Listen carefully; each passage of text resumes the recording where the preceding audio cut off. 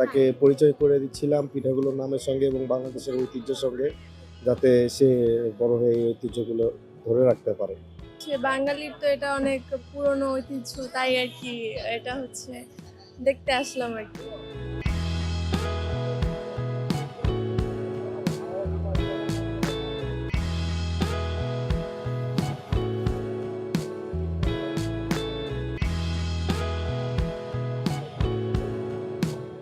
এখানে কেউ যতই মানুষ ঘোরার জন্য আসে সবাই একটু না একটু খাবার খায়।